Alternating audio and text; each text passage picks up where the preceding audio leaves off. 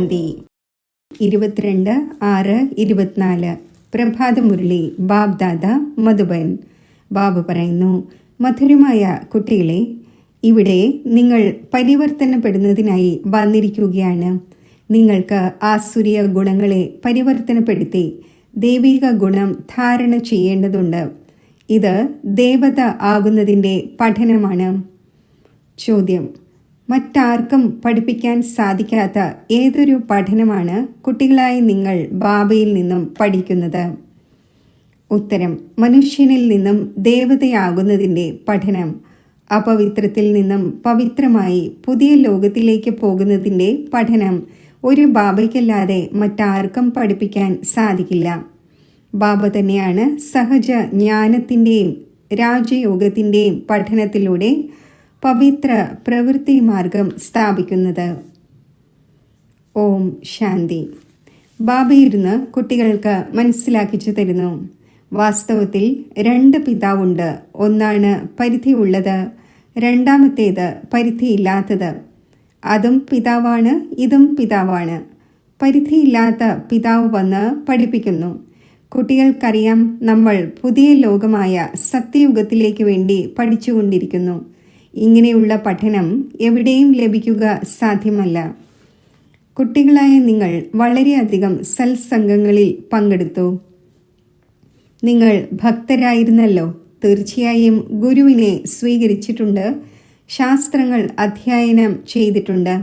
എന്നാൽ ഇപ്പോൾ ബാബ വന്ന് ഉണർത്തിയിരിക്കുകയാണ്. ബാബ പറയുന്നു, ഇപ്പോൾ ഈ പഴയ ലോകം മാറേണ്ടതുണ്ട്. ഇപ്പോൾ ഞാൻ നിങ്ങളെ പുതിയ ലോകത്തിലേക്ക് വേണ്ടി പഠിപ്പിക്കുന്നു. നിങ്ങളുടെ ടീച്ചറാണ്. ഒരു ഗുരുവിനെക്കുറിച്ചും ടീച്ചർ എന്ന് പറയുകയില്ല. സ്കൂളിൽ ടീച്ചർ പഠിപ്പിക്കുന്നു, അതിലൂടെ ഉയർന്ന പദവി നേടുന്നു. എന്നാൽ അവർ പഠിപ്പിക്കുന്നത് ഇവിടത്തേക്ക് വേണ്ടിയാണ്. ഇപ്പോൾ നിങ്ങൾക്കറിയാം, നമ്മൾ ഏതൊരു പഠനം പഠിക്കുന്നുവോ അത് പുതിയ ലോകത്തിലേക്ക് വേണ്ടിയാണ്. ഗോൾഡൻ ഏജ്ഡ് വേൾഡ് എന്ന് പറയുന്നു. ഈ സമയത്ത് ആസുരീയ ഗുണങ്ങളെ മാറ്റി ദൈവിക ഗുണം ധാരണ ചെയ്യേണ്ടതുണ്ട് എന്ന് അറിയുന്നുണ്ട്. ഇവിടെ നിങ്ങൾ പരിവർത്തനപ്പെടുന്നതിനായി വന്നിരിക്കുന്നു. ക്യാരക്ടറിൻ്റെ മഹിമ ചെയ്യാറുണ്ട്. ദേവതമാരുടെ മുന്നിൽ പോയി പറയുന്നു, അങ്ങ് ഇങ്ങനെയാണ്, നമ്മൾ ഇങ്ങനെയാണ്. നിങ്ങൾക്ക് ഇപ്പോൾ എയിം ഒബ്ജക്റ്റ് ലഭിച്ചു. ഭാവിയിലേക്ക് വേണ്ടി ബാബ പുതിയ ലോകവും സ്ഥാപിക്കുന്നു, നിങ്ങളെ പഠിപ്പിക്കുകയും ചെയ്യുന്നു. അവിടെയാണെങ്കിൽ വികാരത്തിൻ്റെ കാര്യം ഉണ്ടായിരിക്കുന്നില്ല. നിങ്ങൾ രാവണൻ്റെ മേൽ ജയം നേടുന്നു. രാവണ രാജ്യത്തിൽ തന്നെയാണ് എല്ലാവരും വികാരികൾ. യഥാ രാജാ റാണി തഥാ പ്രജ. ഇപ്പോഴാണെങ്കിൽ പഞ്ചായത്തി രാജ്യമാണ്. അതിനു മുമ്പ് രാജാവിൻ്റെയും റാണിയുടെയും രാജ്യമായിരുന്നു. എന്നാൽ അവരും പതീതമായിരുന്നു. ആ പതീത രാജാക്കന്മാരുടെ അടുക്കൽ ക്ഷേത്രവുമുണ്ട്. നിർവികാരി ദേവതമാരുടെ പൂജ ചെയ്യുമായിരുന്നു. ആ ദേവത മുൻപുണ്ടായിരുന്നിട്ട് പോയവരാണ് എന്ന് അറിയുന്നു. ഇപ്പോൾ അവരുടെ രാജ്യമേ ഇല്ല. ബാബ ആത്മാക്കളെ പാവനമാക്കുന്നു. നിങ്ങൾ ദേവതാ ശരീരം ഉള്ളവരായിരുന്നു എന്നത് ഓർമ്മിപ്പിക്കുകയും ചെയ്യുന്നു. നിങ്ങളുടെ ആത്മാവും ശരീരവും രണ്ടും പവിത്രമായിരുന്നു. ഇപ്പോൾ വീണ്ടും ബാബ വന്ന് പതീതത്തിൽ നിന്നും പാവനമാക്കുന്നു. ഇതിനു വേണ്ടി തന്നെയാണ് നിങ്ങൾ ഇവിടെ വന്നിരിക്കുന്നത്. ബാബ ഓർഡിനൻസ് പുറപ്പെടുവിക്കുന്നു. കുട്ടികളെ, കാമം മഹാശത്രുവാണ്. ഇത് നിങ്ങൾക്ക് ആദിമധ്യ അന്ത്യം ദുഃഖം നൽകുന്നു.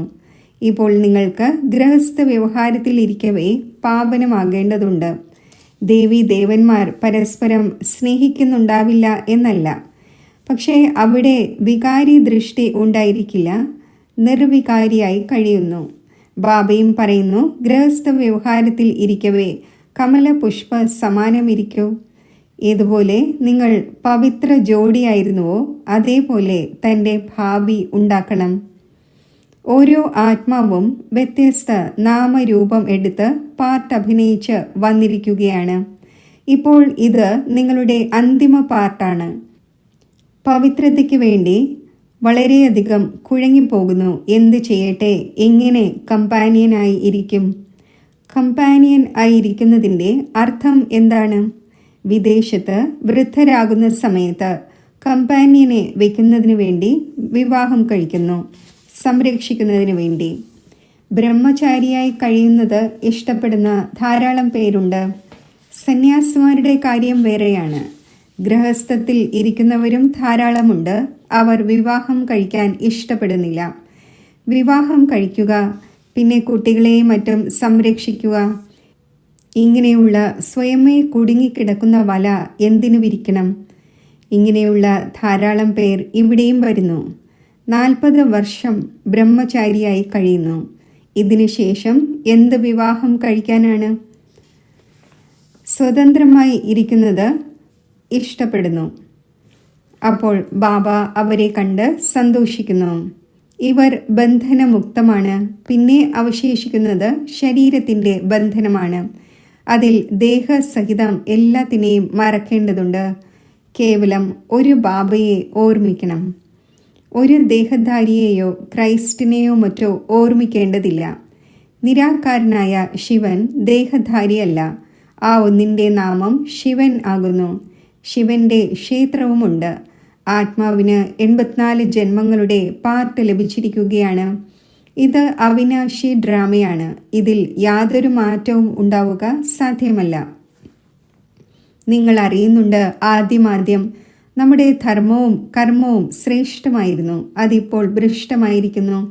ദേവതാധർമ്മമേ ഇല്ലാതായി എന്നല്ല, ദേവതമാർ സർവഗുണ സമ്പന്നമായിരുന്നു എന്ന് പാടുകയും ചെയ്യുന്നു.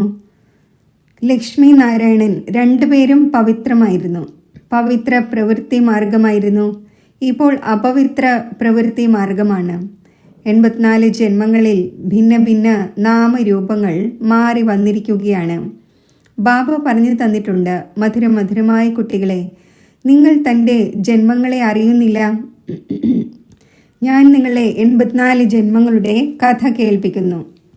അപ്പോൾ തീർച്ചയായും ആദ്യ ജന്മം മുതൽ മനസ്സിലാക്കിക്കേണ്ടി വരും. നിങ്ങൾ പവിത്രമായിരുന്നു, ഇപ്പോൾ വികാരിയായിരിക്കുകയാണ്. അപ്പോൾ ദേവതമാരുടെ മുന്നിൽ പോയി ശിരസ് നമിക്കുന്നു. ക്രിസ്ത്യൻസ് ക്രൈസ്റ്റിൻ്റെ മുന്നിലും, ബൗദ്ധർ ബുദ്ധൻ്റെ മുന്നിലും, സിഖുകാർ ഗുരുനാനാക്കിൻ്റെ ദർബാറിൻ്റെ മുന്നിലും പോയി ശിരസ് നമിക്കുന്നു. ഇതിലൂടെ ഇവർ ഏത് മാർഗത്തിലേതാണ് എന്ന് അറിയാൻ കഴിയുന്നു. നിങ്ങളെക്കുറിച്ച് പറയുന്നു, ഇവർ ഹിന്ദുവാണ്. ആദി സനാതന ദേവീദേവതാ ധർമ്മം എവിടെ പോയി? ഇതാർക്കും അറിയില്ല. പ്രായേണ ലോപിച്ചു പോയി. ഭാരതത്തിൽ എണ്ണമറ്റ ചിത്രങ്ങൾ ഉണ്ടാക്കിയിരിക്കുകയാണ്. മനുഷ്യരുടെയും അനേകം മതങ്ങളുണ്ട്. ശിവന്റെയും അനേകം നാമം വച്ചിരിക്കുന്നു. വാസ്തവത്തിൽ ആ ഒന്നിൻ്റെ ഏകനാമം ശിവൻ ആകുന്നു. ആ ഒന്ന് പുനർജന്മമെടുത്തുവെന്നും അതിനാലാണ് നാമം മാറ്റിക്കൊണ്ടിരിക്കുന്നതെന്നും അങ്ങനെയല്ല. മനുഷ്യരുടേത് അനേകം മതങ്ങളാണ്.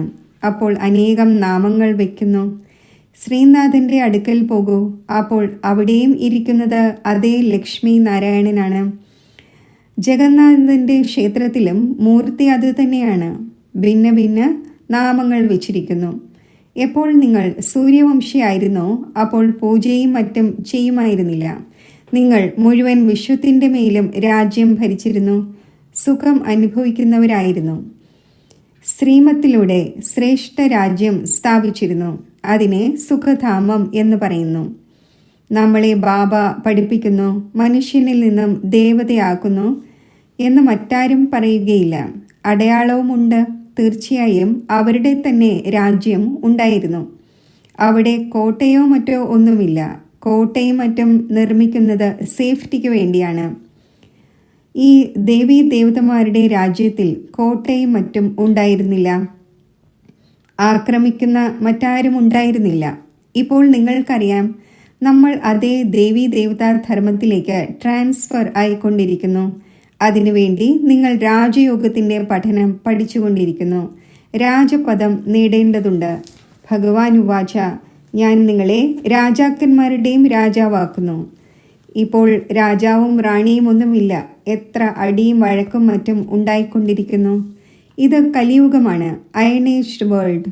നിങ്ങൾ ഗോൾഡൻ ഏജിലായിരുന്നു. ഇപ്പോൾ വീണ്ടും പുരുഷോത്തമ സംഗമയുഗത്തിൽ നിൽക്കുകയാണ്. ബാബ നിങ്ങളെ ആദ്യ നമ്പറിലേക്ക് കൊണ്ടുപോകുവാൻ വന്നിരിക്കുന്നു. സർവരുടെയും മംഗളം ചെയ്യുന്നു. നിങ്ങൾക്കറിയാം, നമ്മുടെയും മംഗളം ഉണ്ടാകുന്നു. ആദ്യമാദ്യം നമ്മൾ തീർച്ചയായും സത്യയുഗത്തിൽ വരും. ബാക്കി ഏതെല്ലാം ധർമ്മങ്ങളുണ്ടോ അവരെല്ലാം ശാന്തിധാമത്തിലേക്ക് പോകും. ബാബ പറയുന്നു, എല്ലാവർക്കും പവിത്രവും ആകേണ്ടതുണ്ട്. നിങ്ങൾ പവിത്ര ദേശത്ത് വസിക്കുന്നവർ തന്നെയാണ്. അതിനെ നിർവാണധാമം എന്ന് പറയുന്നു. വാണിക്ക് ഉപരി കേവലം അശരീരി ആത്മാക്കൾ വസിക്കുന്നു. ബാബ നിങ്ങളെ ഇപ്പോൾ വാണിക്കുപരി കൊണ്ടുപോകുന്നു. ഞാൻ നിങ്ങളെ നിർവാണധാമത്തിലേക്ക്, ശാന്തിധാമത്തിലേക്ക് കൊണ്ടുപോകുന്നു എന്ന് ആർക്കെങ്കിലും പറയാൻ സാധിക്കില്ല. നമ്മൾ ബ്രഹ്മത്തിൽ ലയിക്കും എന്ന് അവർ പറയുന്നു. കുട്ടികളായി നിങ്ങൾ അറിയുന്നുണ്ട്, ഇപ്പോൾ ഇത് തമോ പ്രധാന ലോകമാണ്. ഇതിൽ നിങ്ങൾക്ക് സ്വാദ് തോന്നുകയില്ല.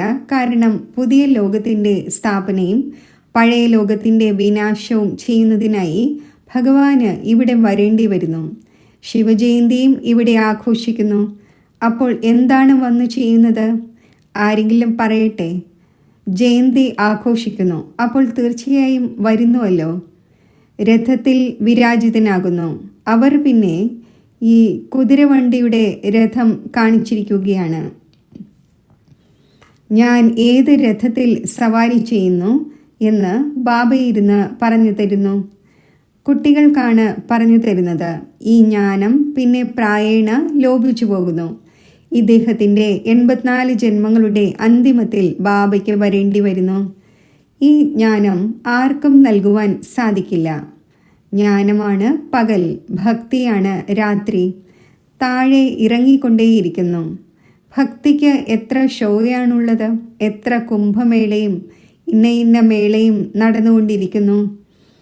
ഇപ്പോൾ നിങ്ങൾക്ക് പവിത്രമായി പുതിയ ലോകത്തിലേക്ക് പോകേണ്ടതുണ്ട് എന്ന് ആരും തന്നെ പറയുന്നില്ല. ബാബ തന്നെയാണ് പറയുന്നത്. ഇപ്പോൾ സംഗമയുഗമാണ്. നിങ്ങൾക്ക് ഏതൊരു പഠനമാണോ കഴിഞ്ഞ കൽപ്പത്തിൽ ലഭിച്ചിരുന്നത് അത് തന്നെ ലഭിക്കുന്നു. മനുഷ്യനിൽ നിന്നും ദേവത ആയിരുന്നു, മനുഷ്യനിൽ നിന്നും ദേവതയാക്കി എന്ന് മഹിമയുമുണ്ട്. തീർച്ചയായും ബാബ തന്നെ ആക്കുമല്ലോ. നിങ്ങൾക്കറിയാം, നമ്മൾ അപവിത്ര ഗൃഹസ്ഥ ധർമ്മത്തിലുള്ളവരായിരുന്നു.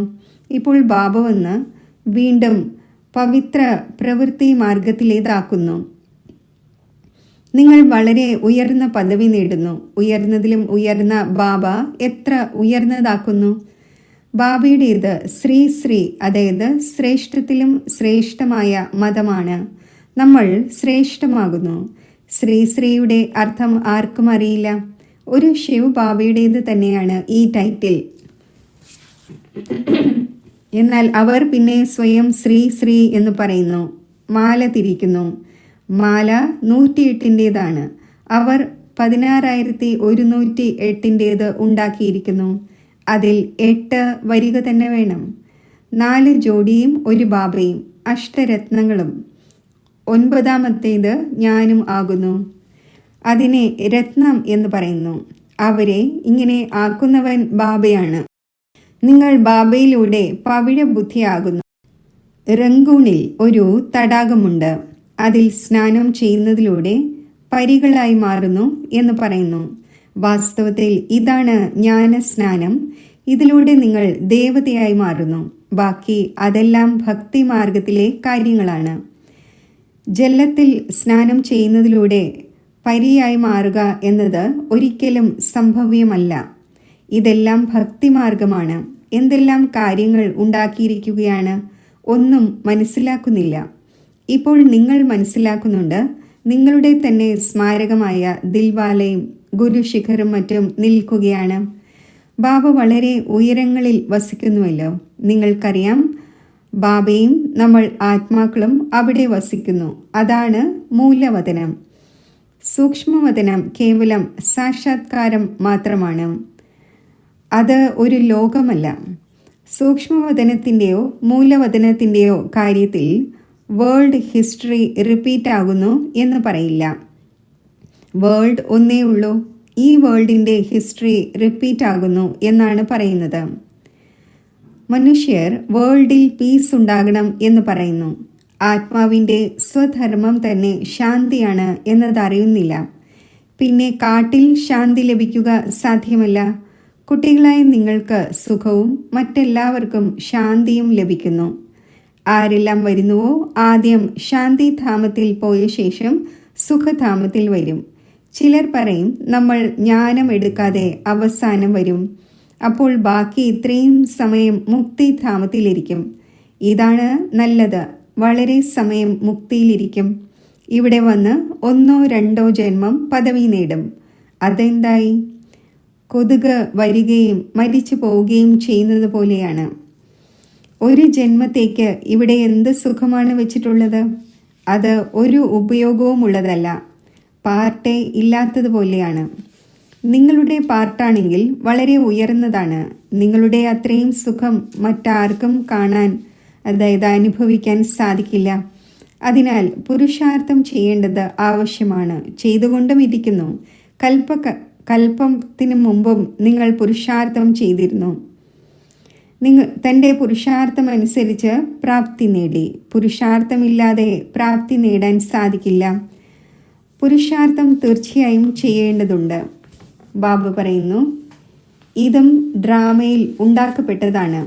നിങ്ങളുടെയും പുരുഷാർത്ഥം നടക്കേണ്ടതുണ്ട്. വെറുതെ അങ്ങനെ പോകാൻ സാധിക്കില്ല. നിങ്ങൾക്ക് പുരുഷാർത്ഥം തീർച്ചയായും ചെയ്യേണ്ടി വരും. പുരുഷാർത്ഥമില്ലാതെ യാതൊന്നും നടക്കില്ല. ചുമ്മാ സ്വയമേ എങ്ങനെ ഭേദമാകും? ഔഷധം എടുക്കുന്നതിൻ്റെ പുരുഷാർത്ഥം ചെയ്യേണ്ടി വരും. ചിലരാണെങ്കിൽ ഇങ്ങനെ ഡ്രാമയ്ക്ക് വിട്ടുകൊടുത്ത് ഇരിക്കുന്നു. എന്ത് ഡ്രാമയിൽ ഉണ്ടായിരിക്കുമോ എന്ന്. ഇങ്ങനെയുള്ള തലകീഴായ ജ്ഞാനം ബുദ്ധിയിൽ ഇരുത്തരുത്. മായ ഈ വിഘ്നവും ഇടുന്നു. കുട്ടികൾ പഠനം തന്നെ ഉപേക്ഷിക്കുന്നു. ഇതിനെയാണ് മായയോട് തോൽക്കുക എന്ന് പറയുന്നത്. യുദ്ധമാണല്ലോ, അതും ബലവാനാണ്. ശരി, മധുരമധുരമായ വളരെ കാലം വേർപിരിഞ്ഞ ശേഷം തിരിച്ചു കിട്ടിയ കുട്ടികൾക്ക് മാതാവും പിതാവുമായ ബാബ്ദാദയുടെ സ്നേഹസ്മരണകൾ. Good morning. ആത്മീയ പിതാവിൻ്റെ ആത്മീയ കുട്ടികൾക്ക് നമസ്തേ. ധാരണയ്ക്കുള്ള മുഖ്യസാരം: ശ്രേഷ്ഠ രാജ്യം സ്ഥാപിക്കുന്നതിനായി ശ്രീമത്തിലൂടെ നടന്ന് ബാബയുടെ സഹായിയാകണം. ഏതുപോലെ ദേവതമാർ നിർവികാരിയാണ്, അതേപോലെ ഗൃഹസ്ഥത്തിൽ കഴിയവേ നിർവികാരി ആകണം. പവിത്ര പ്രവൃത്തി ഉണ്ടാക്കണം. ഡ്രാമയുടെ പോയിന്റിനെ തലകീഴായ രൂപത്തിൽ യൂസ് ചെയ്യരുത്. ഡ്രാമ എന്ന് പറഞ്ഞ് ഇരുന്നു പോകരുത്. പഠനത്തിന്മേൽ പൂർണ്ണ ശ്രദ്ധ നൽകണം. പുരുഷാർത്ഥത്തിലൂടെ തൻ്റെ ശ്രേഷ്ഠ പ്രാപ്തി ഉണ്ടാക്കണം. വരദാനം: കമലപുഷ്പത്തിൻ്റെ സിംബൽ ബുദ്ധിയിൽ വച്ച് സ്വയം തന്നെ സാമ്പിൾ ആയി മനസ്സിലാക്കുന്ന വേറിട്ടവരും പ്രിയപ്പെട്ടവരുമായി ഭവിക്കട്ടെ. പ്രവൃത്തിയിൽ കഴിയുന്നതിൻ്റെ സിംബലാണ് കമലപുഷ്പം. അപ്പോൾ കമലം ആകൂ, പ്രവൃത്തിയിൽ കൊണ്ടുവരൂ. അഥവാ പ്രവൃത്തിയിൽ കൊണ്ടുവരുന്നില്ലെങ്കിൽ കമലം ആകാൻ സാധിക്കില്ല. അപ്പോൾ കമലപുഷ്പത്തിൻ്റെ സിംബൽ ബുദ്ധിയിൽ വച്ച് സ്വയം തന്നെ സാമ്പിളാണ് എന്ന് മനസ്സിലാക്കി നടക്കൂ. സേവനം ചെയ്തുകൊണ്ടും വേറിട്ടവരും പ്രിയപ്പെട്ടവരുമാകൂ. കേവലം പ്രിയപ്പെട്ടവരായാൽ പോരാ, എന്നാൽ വേറിട്ടവരായി പ്രിയപ്പെട്ടവരാകണം. കാരണം സ്നേഹം ചിലപ്പോൾ മോഹത്തിൻ്റെ രൂപത്തിലേക്ക് മാറിപ്പോകുന്നു. അതിനാൽ ഏതൊരു സേവനം ചെയ്യുമ്പോഴും വേറിട്ടവരും പ്രിയപ്പെട്ടവരുമാകൂ. സ്ലോഗൻ: സ്നേഹത്തിൻ്റെ ഛത്രഛായയ്ക്കുള്ളിൽ മായയ്ക്ക് വരാൻ സാധിക്കില്ല. ഓം ശാന്തി.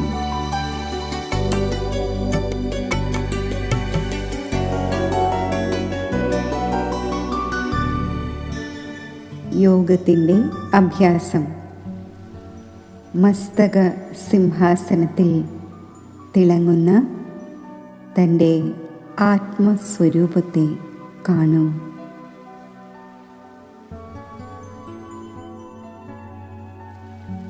സങ്കൽപ്പിക്കൂ, ഞാൻ പവിത്ര സ്വരൂപ ആത്മാവാണ്.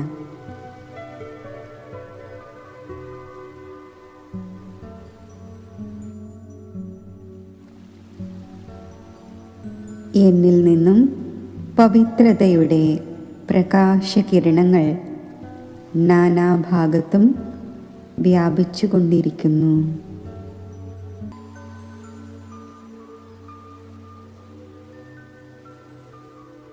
ഒരു സെക്കൻഡിൽ ഞാൻ വിദേഹിയായി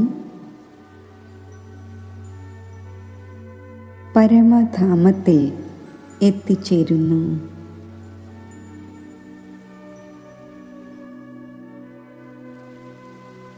പവിത്രതയുടെ സാഗരമായ ശിവപരമാത്മാവിൽ ഞാൻ എൻ്റെ ബുദ്ധിയെ ഏകാഗ്രമാക്കുന്നു.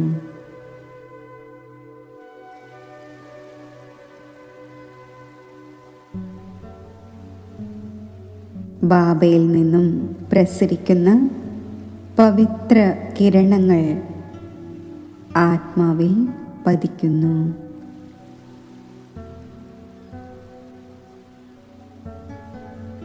എന്നിൽ പവിത്രതയുടെ ശക്തി നിറയുന്നു. പരമാത്മാ പവിത്രതയുടെ ശക്തി ആത്മാവിലെ രാജസികവും താമസികവുമായ സംസ്കാരങ്ങളെ സമാപ്തമാക്കുന്നു.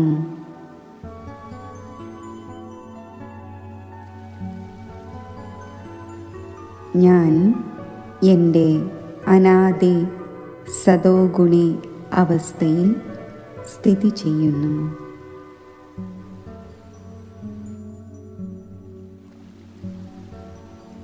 ഈ അവസ്ഥ നിലനിർത്തി ഞാൻ മസ്തക സിംഹാസനത്തിൽ ദേഹമാകുന്ന രഥത്തിൽ അവതരിക്കുന്നു.